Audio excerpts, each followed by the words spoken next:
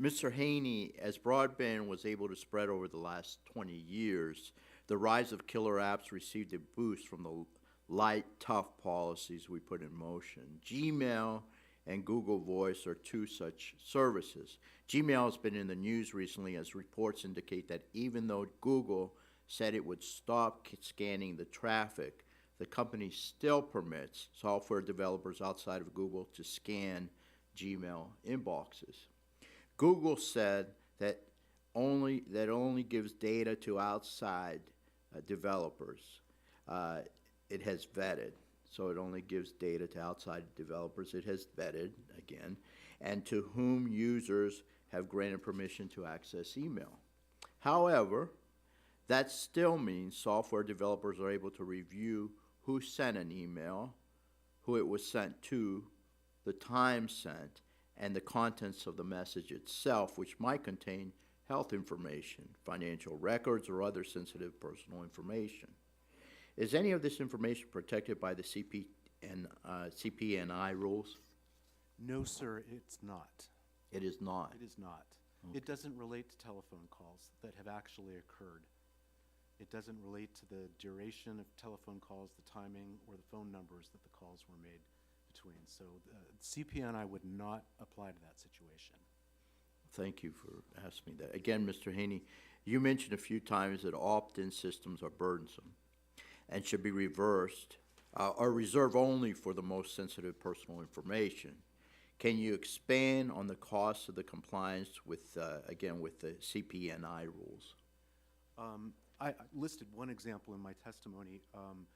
One of the telecommunications common carriers attempted to get opt-in approval across its subscriber base, and it was successful only 29% of the time, or 29% of its customers. And the cost it incurred was over $20 for every affirmative response that it got. And so, and there are other studies that come up with, or other examples, other anecdotes that come up with simple results. Most of the time, consumers take no action. And so, and this is verified because when they're offered the chance to opt out, very few choose to opt out.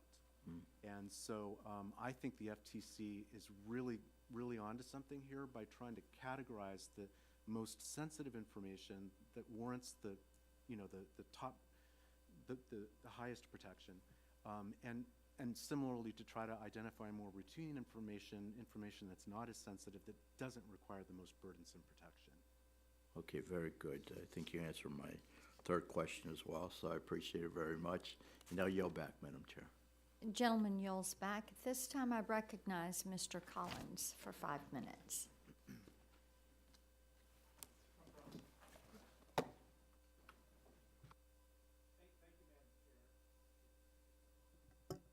Here we go. Thank you. When you have multiple hearings going on at once, here we go. What I want to talk about really are the kinds of apps that we now know are being offered by various retailers in the name of giving you discounts, frequent buyer program or whatever. But we know that in some ways, if you loaded that app onto your phone, all of a sudden, whether it's a Target or a Walmart or whomever, they may be able to track other information unknowingly. So, Mr. Haney, if I want to break this down a little bit, if you have such an app on your phone, you're in a retail establishment and you're going to use this perhaps for discounts or other things. Can you talk about a little bit how that might work? Well, when I go to Home Depot, I believe my Home Depot app on my phone, it can tell me what aisle I'm looking for. If it can tell where I am in the store, what store I'm in. I couldn't probably imagine every use that some of these brilliant people that are designing these apps, are contemplating. But the phones have multiple sensors in them, and apps can access some of the same information that other apps can access because it's stored in the operating system. And as far as whether, it's fair to expect consumers to anticipate all of the different uses, all of the different ways they can be tracked. I don't believe it is fair to expect them to anticipate that in every case. But I do think that policymakers need to think in terms of not what agency has an Office of Engineering and what doesn't. I mean, we're talking about some some very similar issues here. We're talking about, irrespective of whether the underlying telecommunication service is being used for a voice communication or an app that never connects with a public switch telephone network, we can all agree that what we're talking about is a voice communication. And I think that, again, striving for uniformity and striving, if we're going to increase the baseline through regulation, anticipatory regulation, if we're going to increase that baseline, let's just really strive to make it the least burdensome that we possibly can, to not try to anticipate everything that the marketplace may dream up. Let them experiment a little bit, but it may be appropriate to increase the baseline. I think that's all of our concerns. Everyone wants a discount, and you don't know what you don't know. And so in this case, it could be your Wi-Fi, it could even be your microphone, certainly your GPS. And I think my concern would be, once you leave the store, is that off or not? I know on my phone I've got an app. Well, it asked me, do I want to keep my location open all the time, or do I want to have my location only working when I've activated it? And most folks don't even know how to turn that on or off. So we're all about protecting our consumers, but this technology is going way faster than anything we could imagine on consumer protection front. We don't know what we don't know. So I guess, Mr. McDowell, I guess you would agree most consumers don't anticipate or know to the extent to which somebody could be tracking them. First of all, I want to associate my remarks with Mr. Haney's just now. They were terrific. Absolutely. We don't know what we don't know. We don't know what's coming over the horizon. So there's that balance between, we want to make sure we have this robust experimental marketplace that I believe firmly brings us more benefits than harms, but it does bring us harms. And so what do we do about that as policymakers? Well, I appreciate that. Sorry I was late, Madam Chair, but I yield back and thank the witnesses for their testimony. The gentleman yields back. Pardon me. And there are no other members at this point wishing to ask questions. So we appreciate all of you being here today. Before we conclude the hearing, I do have, I ask unanimous consent to enter into the record the following documents: an article from Axios, an article from Fast Company on location tracking, an article from Ars Technica on call record scraping. Without objection, so ordered. Pursuant to committee rules, I remind members that they have 10 business days to submit additional questions, and I ask the witnesses to submit their responses within 10 business days upon receipt of the questions. Seeing no further business to come before the subcommittee today, and as you all see, there is agreement that we need to address the privacy and data security issues. Without objection, the subcommittee is adjourned. You're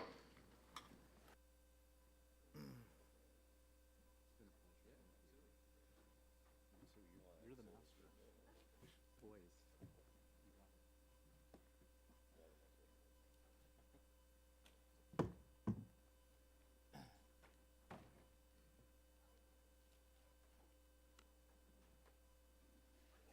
Thank you very much, sir.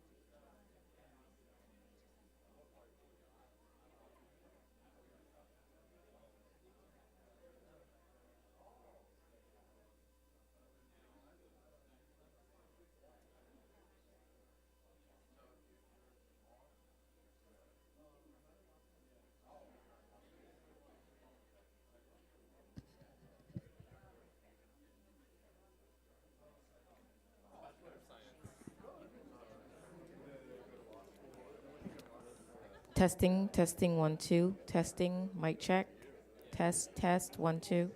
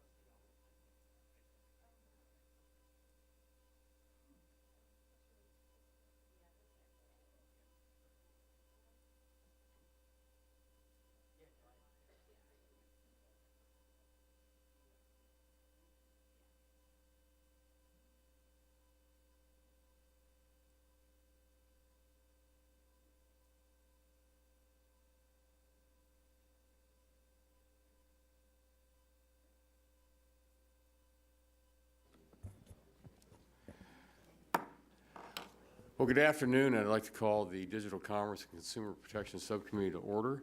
And before we get started, just let our panelists know today we've had 2 other subcommittees running today, and so we were downstairs, but health is still running, and we had another subcommittee in here on Telecom a little bit ago. So we kind of have members here, there, and everywhere today. But just want to let you know what's going on with the full committee and the subcommittee.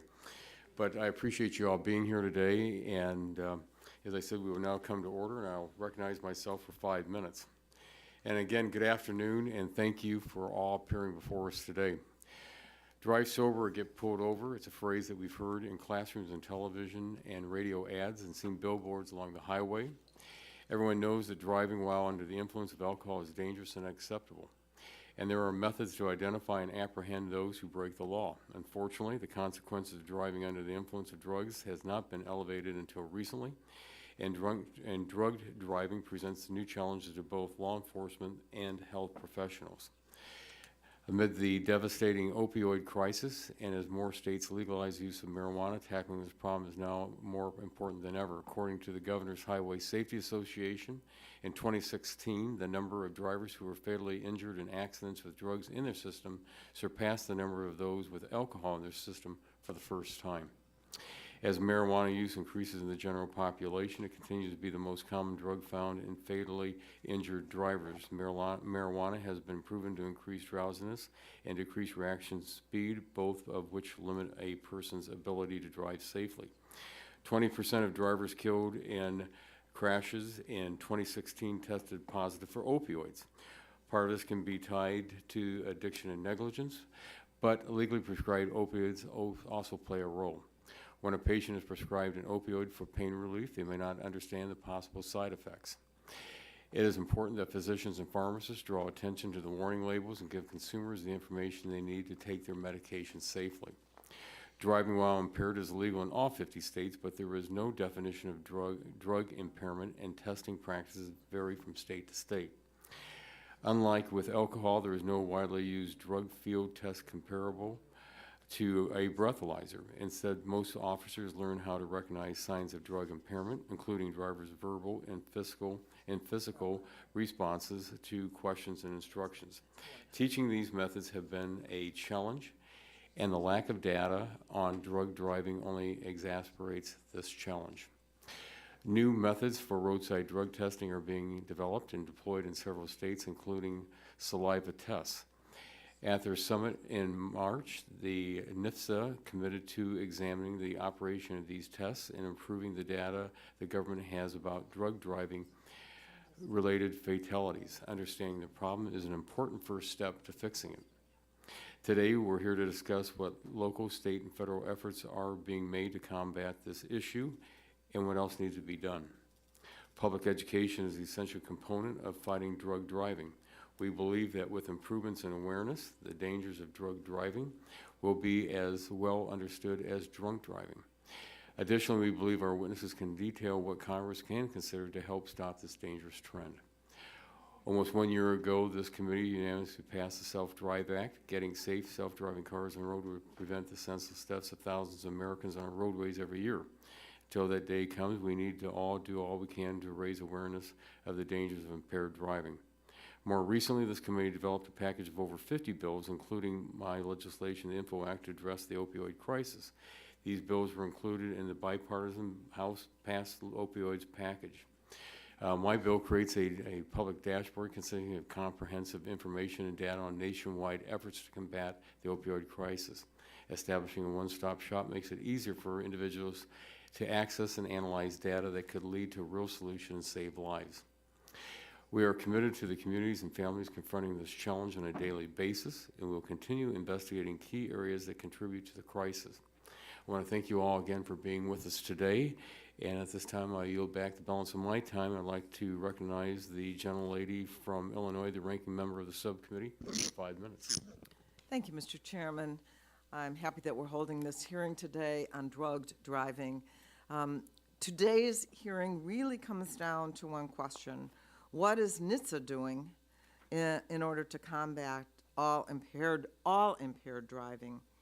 Impaired driving is a term used to describe driving while affected by alcohol or legal or illegal drugs. Impaired driving risks the lives not only of the impaired driver, but everyone else as well. Everyone else is on the road and has and those substances have no place in our society. It's illegal in every state. The Foundation for Advanced Alcohol Responsibility funded a report in 2015 that found that drugs were found in the system of 43% of fatally injured drivers among those who were tested. While this statistic, of course, raises concern, I have questions and concerns about the methodology and accuracy of the statement and share many of the safety advocates' concerns that this could divert attention and resources from efforts to curb drunk driving. Alcohol continues to cause more deaths than drugs. In 2016, according to a report from January of this year issued by the National Academies, more than 10,000 people were killed in crashes involving a drunk driver. This issue is a complicated one because there are hundreds of drugs, whether they be prescription, over-the-counter, or illegal, that can and do impair driving.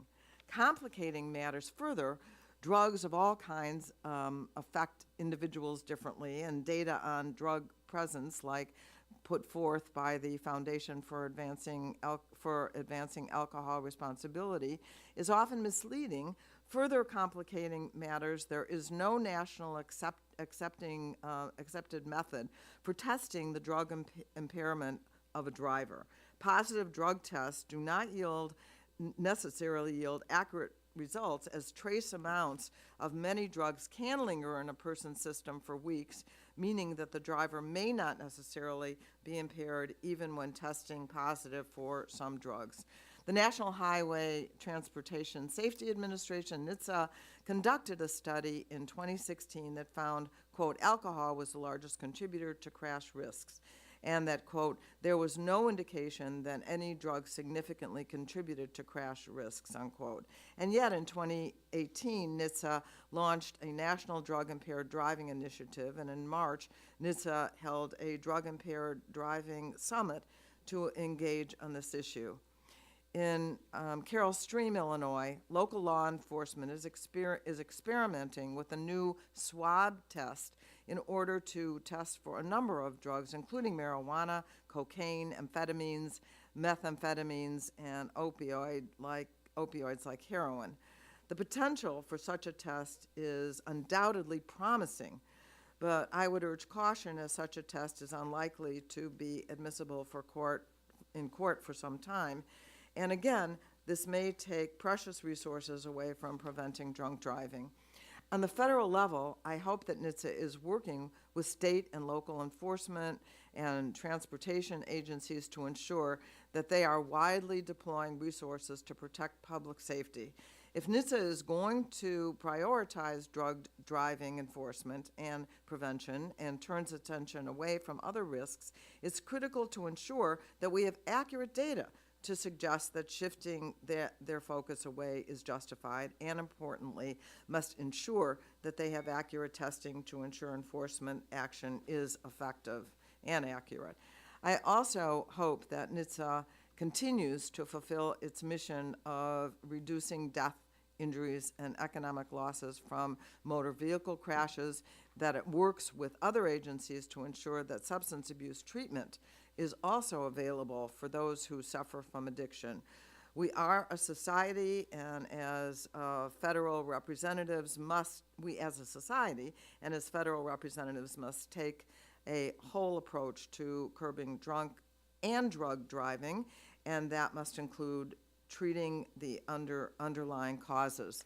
I'm trying to look at time. What do I have left? I have 22 seconds. Let me say, I don't want to leave the impression that I don't think drugged driving is not a problem. I do, and I think we need to do everything we can to make sure that we have the proper data to justify its importance. We do know about drunk driving, and we want to make sure that that effort to stop it continues, and I yield back. Thank you. The gentlelady yields back. The chair now recognizes the gentleman from Oregon, the chairman of the full committee, for 5 minutes. Thank you, Mr. Chairman. Good afternoon, and I want to thank our witnesses for participating in today's hearing. We value your testimony. Sadly, we've all known too many lives cut short because of reckless decision of some to get behind the wheel when impaired. About 1 in 4 traffic fatalities each year, it's roughly 10,000 lives lost, involves an alcohol-impaired driver. Now, part of the problem for those trying to detect and prevent drug-impaired driving is the lack of statistics available. Even with all the advances in vehicle safety and crash avoidance systems in recent years, they're not enough to stop the fatal consequences of driving while impaired, whether by alcohol, marijuana, opioids, or a deadly combination. It's a real issue in Oregon, both for employers and others, is trying to find something that detects appropriately marijuana consumption in those who are at work or on the road. According to one recent study by the Governor's Highway Safety Association in 2016, about 20% of fatally injured drivers who had drugs in their system tested positive for opioids, 20%, compared to 17% in 2006. So we're seeing an upward trend here in the presence of opioids and fatally injured drivers on the rise over the last 10 years. The Energy and Commerce Committee is all too familiar with the lethal effects of the opioid crisis, and drug-impaired driving is yet another fact of the combating this national scourge. More than 50 bills from this committee were included in H.R. 6, that's the Support for Patients and Communities Act, to address various aspects of this crisis, including prevention, treatment, and support for both those battling addiction as well as their families. This is a crisis we've been working to combat over multiple Congresses in a bipartisan way, and will continue in our efforts to legislate and evaluate and legislate as we go forward. Drug-impaired driving creates unique challenges for law enforcement. whereas nearly every law enforcement agency in America has the resources to test for driving under the influence of alcohol, similar resources are often lacking when it comes to illegal narcotics. The lack of scientifically confirmable evidence of drug-impaired driving can make it difficult for law enforcement officers and prosecutors to keep impaired drivers off our roads. However, when statistics provided by the National Highway Traffic Safety Administration make it clear this danger is on the rise. So I look forward to the testimony that you're going to give to the committee and your answers to our questions. You're on the front lines in this battle, and I know you have the expertise to help us understand how better to deal with it. I also want to mention that this month marks the one-year anniversary when this committee unanimously passed the Self-Drive Act. I know Ms. Schakowsky played a huge role in that, and Mr. Pallone and others on the committee. It's a national federal framework to ensure safe and innovative testing, development, and deployment of self-driving cars. Getting safe self-driving cars on the road would go a long way to preventing a lot of highway fatalities, the more than 100 Americans who die every day behind the wheel. But we're waiting for the Senate. So, you know, we need them to act, then we can get a bill down to President's desk, and America can lead in the effort on creating self-driving vehicles and safer highways. So, Mr. Chairman, thanks for your great leadership on that effort as well, and Ms. Dingle and others who have put so much time and energy into our Self-Drive Act. We need to pull out all the stops, find agreement, get the Senate to move, get agreement, get that down to the President. So, with that, Mr. Chairman, I yield back. Well, thank you very much. The gentleman yields back the balance of his time. The chair now recognizes the gentleman from New Jersey, the ranking member of the full committee, for an opening statement for 5 minutes. Thank you, Mr. Chairman. Today's hearing explores the complex topic of drug driving. We know that driving under the influence of some drugs presents dangers to everyone on the road, and these drugs can impair judgment, slow reaction time, or distort perception. At the same time, there are many unknowns about the correlation of drug and car crashes, and I expect we will address some of them today. Hundreds of different drugs, including prescription, over-the-counter, and illicit drugs, could affect a person's driving. Unfortunately, the relationship between a specific drug's effect on driving ability is still not well understood.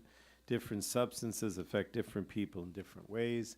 Drugs are frequently used together. Often, illicit drugs are used in the presence of alcohol, and the combined effects of multiple drugs on driving performance requires more consideration. The scope of the drug driving problem is also unclear.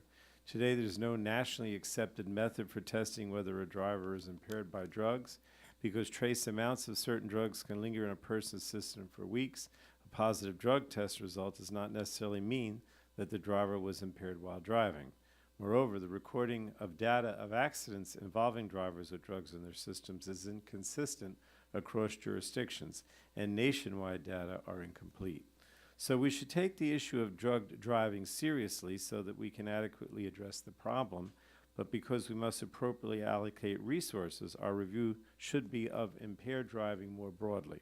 We should not neglect the causes of impaired driving, especially alcohol-impaired driving, which remains the leading cause of traffic fatalities. The statistics for drunk driving are alarming. Every 2 minutes, a person is injured.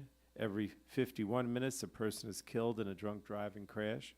The Centers for Disease Control and Prevention reported that in 2016, more than 10,000 people were killed in alcohol-impaired crashes, and drunk driving accounts for about 28% of all traffic-related deaths. And as reported just last week, 1/3 of pedestrians killed in car crashes in 2016 were found to be over the legal alcohol limit.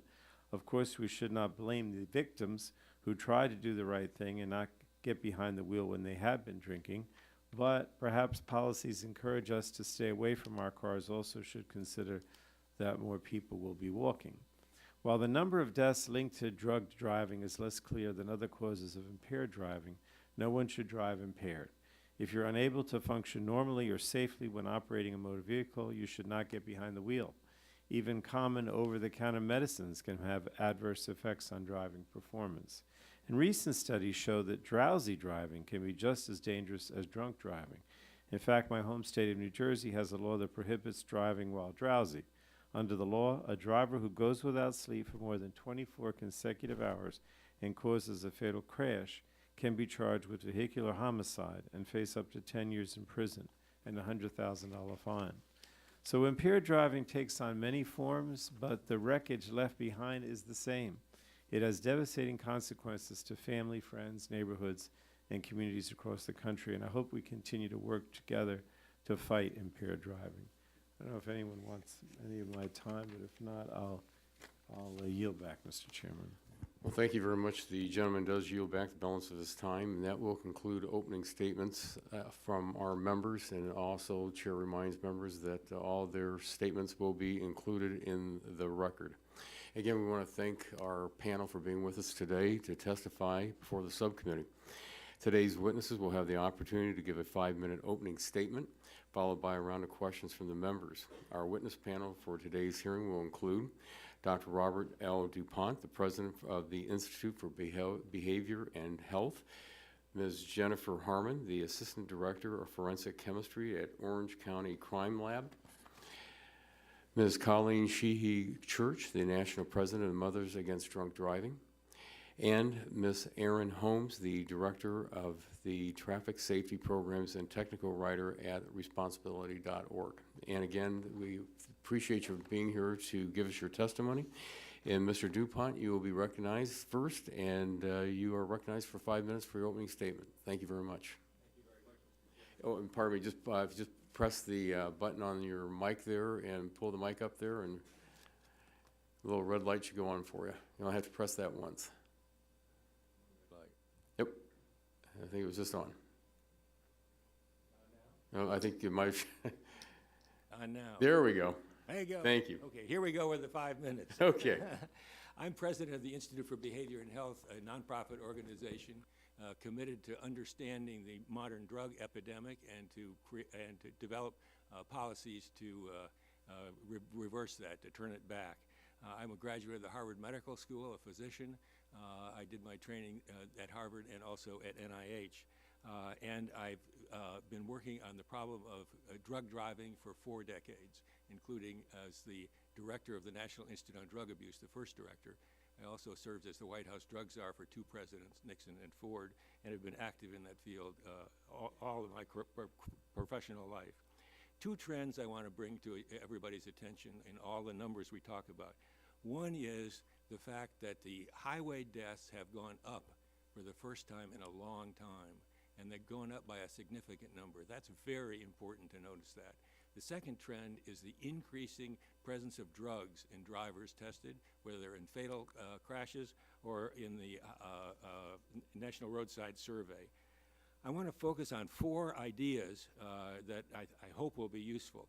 The first is thinking about alcohol as a model for understanding impaired driving. This is very useful in many ways, but there is one area where it is catastrophic effects, and that is the search for an equivalent to a .08 BAC. That will never happen with marijuana and other drugs. It cannot happen because there is no fixed relationship between the blood level and impairment for other drugs. Alcohol is the exception, not marijuana in this, and we're going to have exactly that problem with every single drug, and it cannot be fixed by additional research. That's number 1. Number 2, the drug problem and alcohol problem are not just a drug like marijuana or alcohol, because what's dominant now is polydrug use. Many of the people who are arrested for alcohol have drugs present in them. Many of the people for drugs have alcohol. And so we're talking about a polydrug. To look at this drug driving problem as this drug and that drug misses what's happening to the drug epidemic in the United States. It is a polydrug epidemic. The third point is that they're talking about metabolites that are present and misleading. Let me assure you that there are no metabolites present when the parent drug is not in the brain. If the metabolite of marijuana is in the urine, at that time THC is in the brain. The metabolites are quickly eliminated. It's the THC that stays, not the metabolite. The fourth point is a thought experiment. We have for decades, and I was part of this, had safety-sensitive jobs be drug tested with a zero-tolerance standard. The prototype is commercial airline pilots. We have a zero tolerance for that because of safety. Now, I want you to think about the question of whether that makes sense to do that. Is that a good idea or a bad idea? And the reality is the pilots are professional at their job. The people driving in the cars are amateurs. Last year we had 0 deaths from commercial airlines, and we had 40,000 deaths from the highway. Why in the world do we have a lower standard for drivers of cars than we have for pilots? And if you don't think it's needed, why don't you stop using it for pilots? I think if you think about that a little bit, some thoughts will come clear about what's needed here. Now I have quickly running along several points to get it. First of all, we need local and national data. The problem is deficient in having data. That's really important. We need to test every driver arrested for impairment, and I emphasize the testing comes after the arrest for impairment, not before. In the discussion, it acts as if we're just testing all drivers. No, we're testing drivers who have been judged to be impaired for the drugs. That's a really important to understand to it. Third, we want to test every driver under 21, a 0 tolerance for marijuana and other drug use. It's 0 tolerance for alcohol under 21. You don't have to be 0.08 if you're under 21. Any alcohol is a violation. It should be the same for marijuana. That would be a big step forward. We need to use administrative license revocation, which has been very helpful for the alcohol area, for the drug area as well. We need to test all drivers involved in fatalities and serious injury crashes for drugs and alcohol, not just for alcohol. And when you get one positive for alcohol, you don't stop testing because you want to know about the drugs too. That's really important conceptually. And because it's a polydrug problem, we need to have penalties, additional penalties for people who have multiple drugs. It's a different situation and it requires a different response. NHTSA needs to organize the FARS data and publish those results as annually as it now does with alcohol. It doesn't do it for drugs. It needs to do that, and NHTSA needs to establish guidelines for what drugs to test for and what the cutoff levels are. Finally, we need sentinel sites around the country to report on a real-time basis. I favor the shock trauma units, which are easy to get access to, and half a dozen of those could be around the country, could give you real-time data, highly sophisticated results about traffic injuries, serious injuries, and monitor the problem in a real-time basis and not wait 5 years for the answer. I think that the opportunity is immense right now. And this committee has a tremendously important positive role for it. I am very optimistic that we will move forward to it. But the idea that we're going to find the magic bullet that is going to solve this problem is completely wrong. And that idea that look for the 0.08 equivalent for marijuana and other drugs, and we're going to act when we get that, is completely contrary to the public interest and public safety. We need to move now. We've got lots of good ideas. They need to be implemented. And the idea that they're going to stop our interest in alcohol is completely wrong. These things go together. They are not two sides of a teeter-totter. The enhancing one enhances the other. And you see that in the behavior of what's going on. So to pose this as just that is completely wrong. Thank you very much. Well, thank you very much. And Ms. Harmon, you are recognized for 5 minutes for your opening statement. Thank you. Thank you, and thank you again for having us here. Drug-impaired driving is not a new problem on our roadways. However, it is an ever-increasing one. That is certainly the case in Orange County. We are the 6th most populous county in the United States. My name is Jennifer Harmon. I'm an assistant director with the Orange County Crime Lab. We're located in Santa Ana, California. Our laboratory offers comprehensive forensic testing to the county and all law enforcement entities contained within. This is over 30 municipal, state, and federal agencies, including the District Attorney's Office and the Orange County Sheriff Coroner Division. For over 8 years, our laboratory has worked collaboratively with law enforcement, prosecutorial, and public health partners, as well as traffic safety advocates to better toxicological testing, research, and training on drug-impaired driving in our county and the state of California. We utilize state-of-the-art technology, comprehensively testing apprehended DUI suspect blood samples. These are post-arrest samples. For nearly a year, we have been testing every driver, regardless of their blood alcohol level. This is a practice that has been advocated for more than 10 years by the National Safety Council, but is still not routine practice in public crime labs. Every sample is initially analyzed for alcohol, inhalants, and 7 classifications of drugs, total of about 50 drugs currently, and we report 72 different compound blood concentrations when we test for those compounds. Beginning in August of this year, every traffic safety-related case, living or deceased, will be tested for over 300 drugs to include illicit substances, prescriptions, over-the-counter medications, and new synthetic and designer drugs. Our chemical testing methods in Orange County are a mechanism to assist in populating the scientific research and a means to collaborate with public health partners on drug-impaired driving solutions and impacts. As a laboratory, we test drug stability, impacts on collection methods, new technology options, including roadside saliva testing, and the correlation of drug levels on observed field impairments. Our testing schemes allow us to collect comprehensive countywide data on DUI suspects and fatally injured drivers. Our current countywide data suggests that 45% of our apprehended DUI drivers test positive for at least one drug other than alcohol. 29% of our drivers who have blood alcohol levels greater than the per se level of a 0.08 are positive for at least one other drug.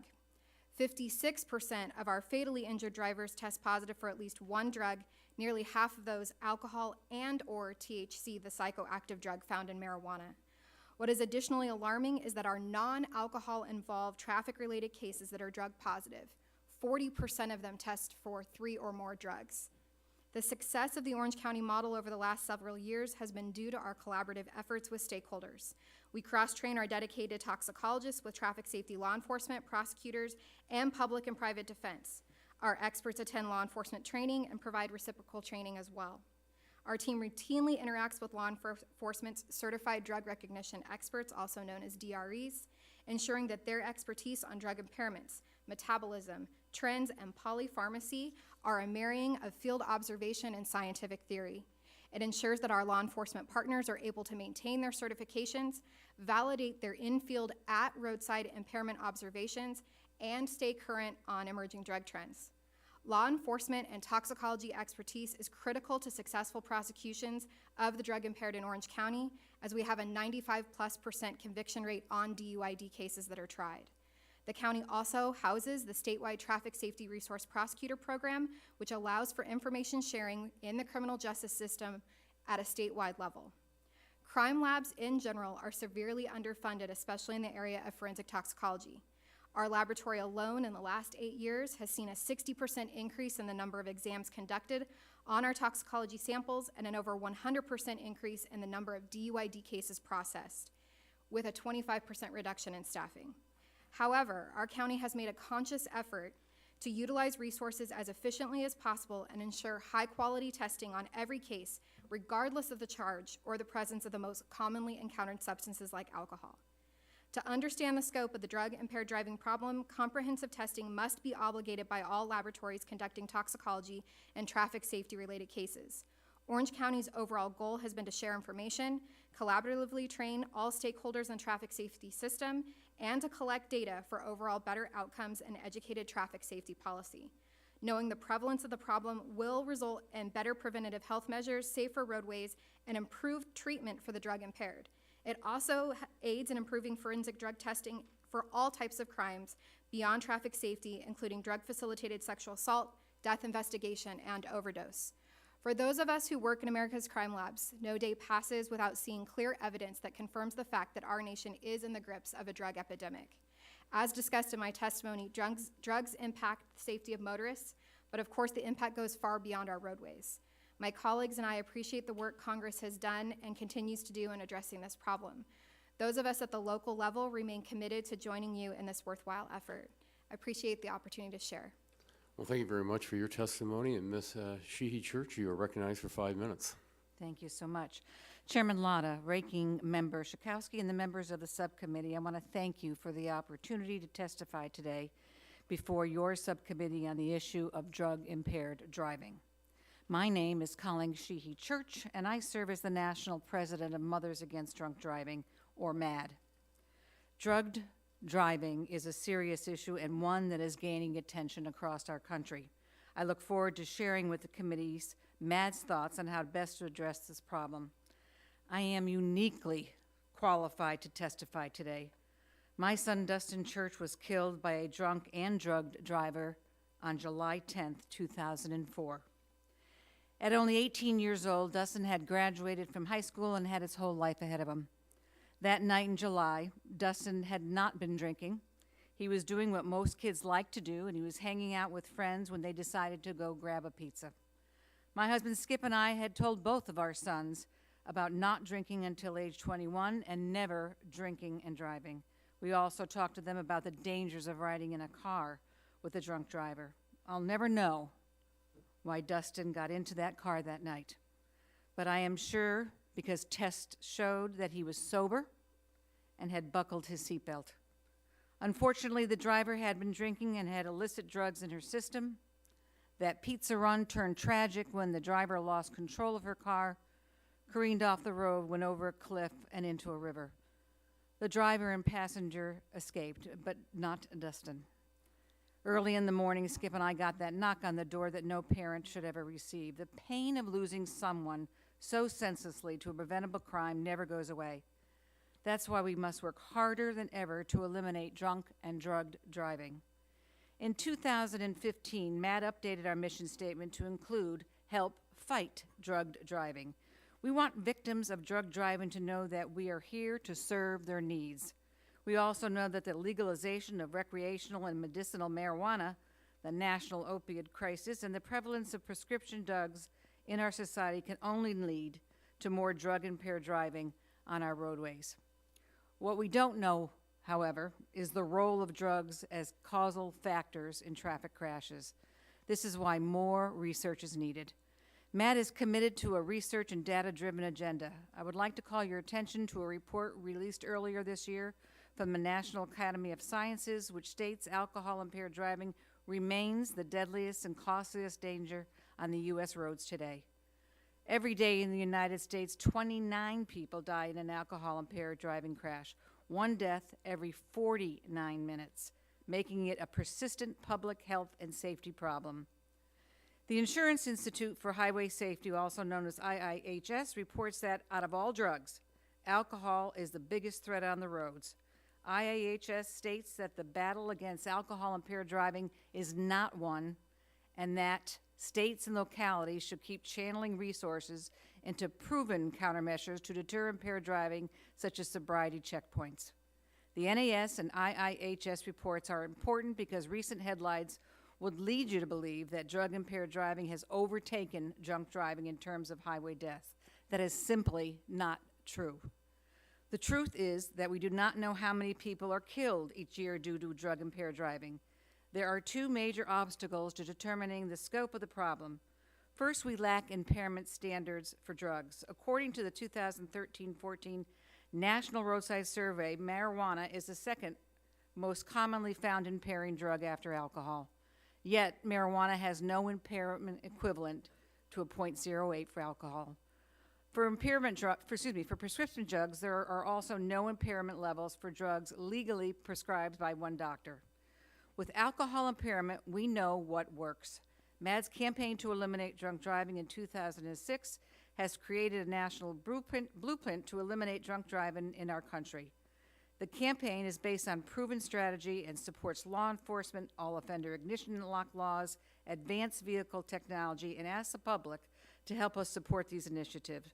Congress has fully endorsed the campaign by funding its initiatives as part of both MAP 21 and the FAST Act. Mr. Chairman, MAD believes that the best way to move forward on drug-impaired driving is to do more work on drunk driving. MAD has long supported our heroes in law enforcement because we know that they are the men and women who actually get drunk and drug drivers off the roads. Law enforcement is under enormous pressure, and nationwide arrests are down. This is a trend and must be reversed, and this is an area we encourage this committee to further explore. We must encourage law enforcement agencies all across the country to make traffic enforcement a priority. Sobriety checkpoints and saturation patrols catch and deter drunk and drug driving. We also support proper training for law enforcement, which helps them detect drug drivers.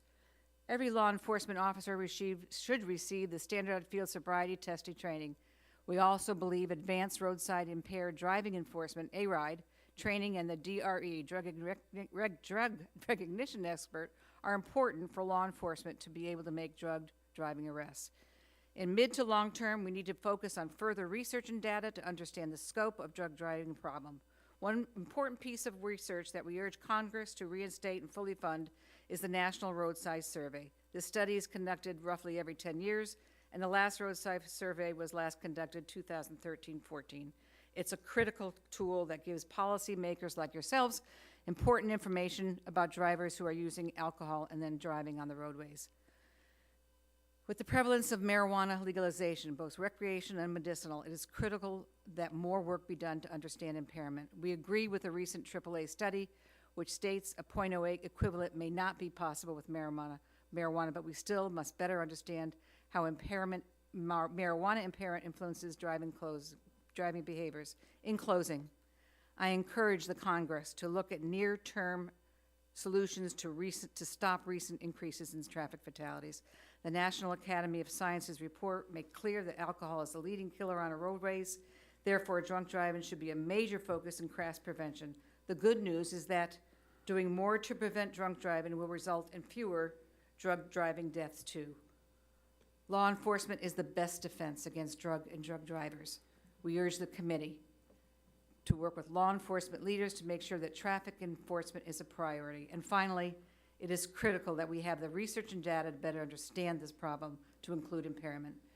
Mr. Chairman, I'm here because my son, Dustin, he was killed by a drunken drug driver. It is my hope that the recommendations I'm making on behalf of MAD will help to make progress on drunk driving and drug driving and prevent others from the same tragedy that has devastated my family. Thank you again for the testimony.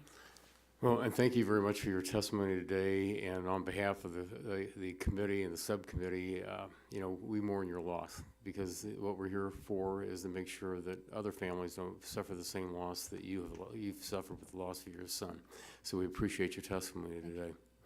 Ms. Holmes, you are recognized for 5 minutes. Thank you. Good afternoon, Chairman Latta, Ranking Member Schakowsky, and distinguished members of the subcommittee. Thank you for the opportunity to testify on the issue of drug-impaired driving. My name is Erin Holmes, and I am the Director of Traffic Safety at the Foundation for Advancing Alcohol Responsibility. Responsibility.org is a national not-for-profit organization and a leader in the fight to eliminate drunk driving and underage drinking. We are funded by leading distilled spirits companies, including Bacardi USA, Beam Suntory, Brown-Forman, Constellation Brands, Diageo, Edrington, Mast Jägermeister US, and Pernod Ricard USA. I would first like to begin by expressing my gratitude. Leadership is needed to address impaired driving in all of its forms. And I applaud the committee for recognizing the seriousness of this problem and the need to push for solutions to save lives. I also would like to acknowledge the efforts of the National Highway Traffic Safety Administration under the leadership of Deputy Administrator Heidi King. NHTSA has made drug-impaired driving a priority and is actively engaged in identifying countermeasures that work, furthering research, and increasing public awareness. While not a new issue, drug-impaired driving has come into greater focus in recent years due to the increasing number of states that have legalized marijuana and the spread of the opioid and heroin epidemic. Let me be clear. Drug-impaired driving is a serious public safety concern. In 2016, the most recent year for which we have data available, drugs were present in 43.6% of fatally injured drivers with a known drug test result. Further complicating the issue is the realization that it is not uncommon for drivers to have more than one substance in their system. Research has continually shown that drugs used in combination or with alcohol can produce greater impairment than substances used on their own. In 2016, 50.5% of fatally injured drug-positive drivers were positive for 2 or more drugs, and 40.7% were found to have alcohol in their system as well. Unfortunately, polysubstance impaired drivers are often not identified if they have a blood alcohol concentration above the illegal limit of 0.08, which then of course has implications for supervision and treatment decisions. So what can be done to address this problem? To effectively reduce drug-impaired driving and save lives, a comprehensive approach must be employed. Drug-impaired driving is more complex than alcohol-impaired driving, and we've heard some of those explanations already here today as to why that's so. Therefore, different policy approaches are needed to address certain aspects of the problem. However, it is constructive to examine the policies and programs that have been effective in reducing alcohol-impaired driving and replicate these tactics when feasible. Some examples may include administrative license suspension, zero-tolerance laws for individuals under 21, and enhanced penalties for polysubstance use. I encourage Congress to take a multifaceted approach that involves a combination of education, policy, and enforcement initiatives, which are outlined in detail in my written submission. First and foremost, ongoing support and funding is needed to increase the number of law enforcement officers trained in advanced roadside impaired driving enforcement, or ARIDE, and certified as drug recognition experts. Understanding that more resources are needed at the state level to accomplish this goal, Responsibility.org partnered with the Governor's Highway Safety Association to offer grants, which is now in its third year. Since that began, that program has resulted in more than 1,500 officers receiving drug-impaired driving training in 13 different states. We also recommend supporting NHTSA in expediting oral fluid testing research and exploring the creation of minimum standards for these devices, like with breath testing or ignition interlocks. Oral fluid screening devices test for the presence of the most common categories of drugs. They are quick and easy to use and minimally invasive. These devices could be another tool for law enforcement to use as part of a DUI investigation. But identification of impaired drivers is only the first step. To improve outcomes, assessment must guide decision-making in the justice system. The screening and assessment of impaired drivers, whether drunk, drugged, or poly users, for both substance use and mental health disorders is imperative to determine individual risk level and treatment needs. Congress should continue to support and make appropriations for assessment and treatment interventions and evidence-based criminal justice programs such as DUI and treatment courts.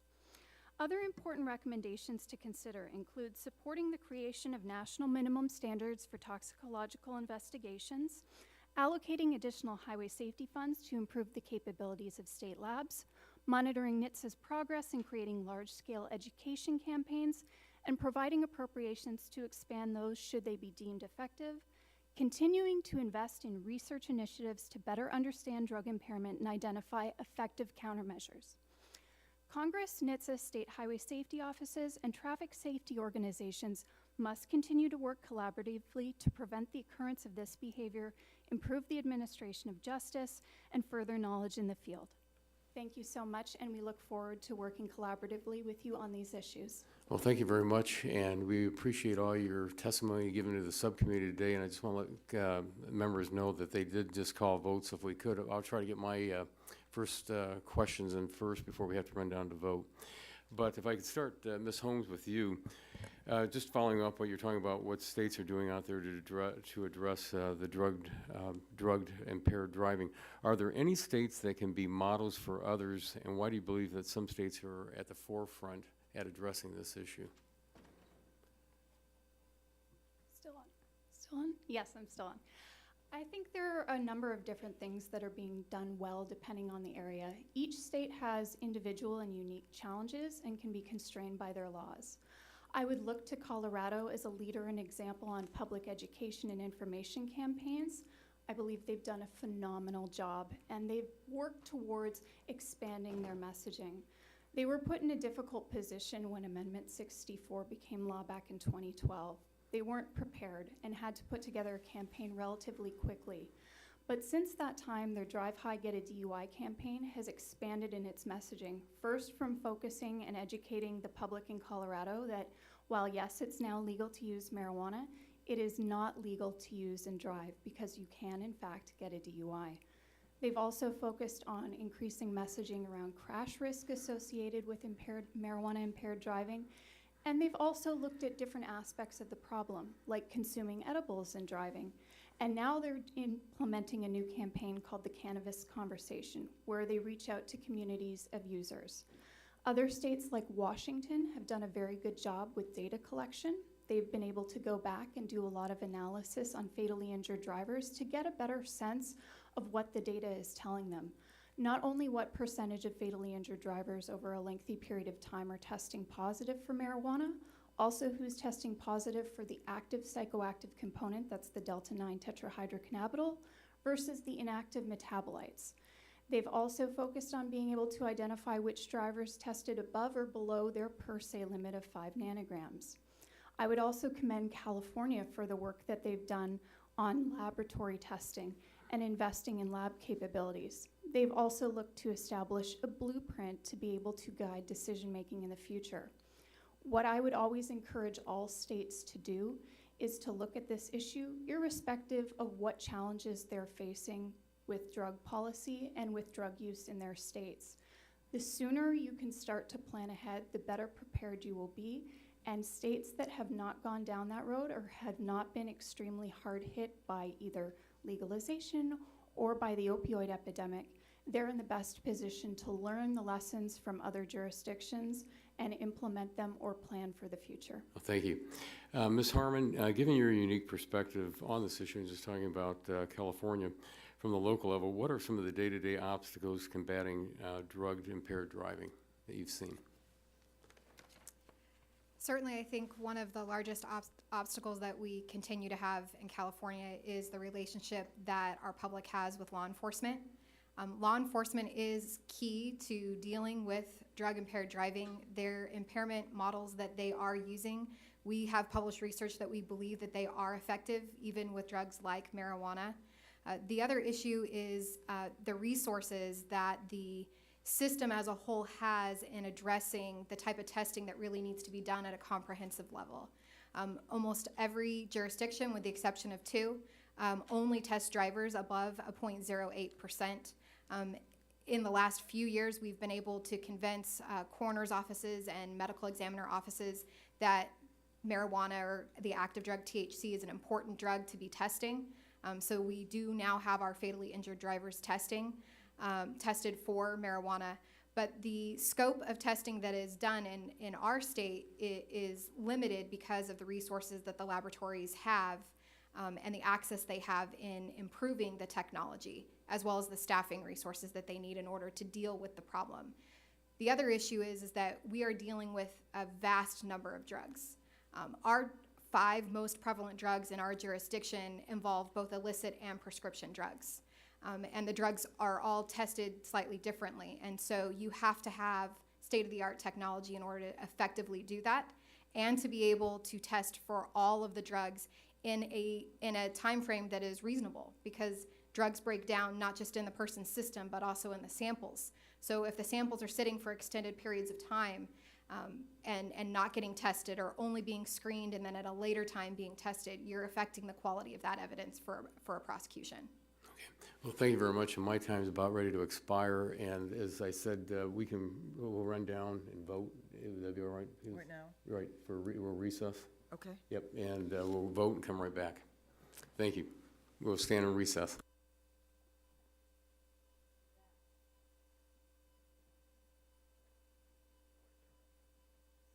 Both the statement and the question. Yeah.